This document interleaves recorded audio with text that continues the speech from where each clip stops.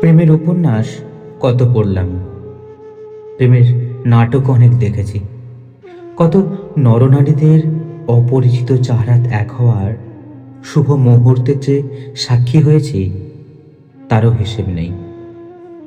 কিন্তু দুর্ভাগ্য, আমার অদৃষ্টে প্রেম জুটল না।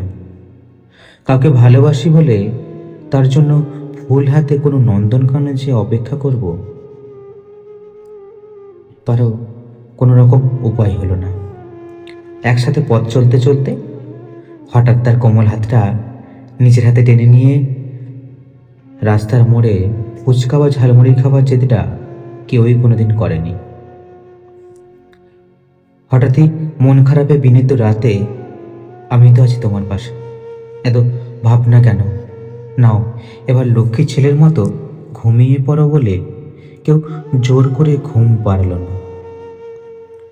খুবই ছোট্ট ছোট্ট কারণে অভিমান করে একটু যে বেশি প্রেম আদায় করব, তারও উপায় হলো না। কোনো পরন্ত বিকেলে একসাথে নদীর তীরে বসে নদীর জলে ছোট্ট নুড়ি ছুঁড়তে ছুঁড়তে লজ্জায় তার রাঙা মুখটা দেখে, তার দুটি ঠোঁটে ঠোঁট রাখা প্রেমের এই যে সুন্দর মুহূর্ত, তা থেকেও আমি সম্পূর্ণ বঞ্চিত। বৃষ্টিতে একটা ছাতাকে সম্বল করে দুজনে পথ চলতে চলতে দুজনকে কাছে পাওয়ার এই যে সুন্দর উষ্ণ অনুভূতি, তাও পাওয়া হলো না। আমি একটু বেশি আগোছালো বলে কেউ জোর করে আমার ঘরটাকে নিজের হাতে সাজিয়ে, কাল থেকে যেন এমন পরিপাটি সমস্ত কিছুই থাকে বলে তার হুকুম জারি করে গেল।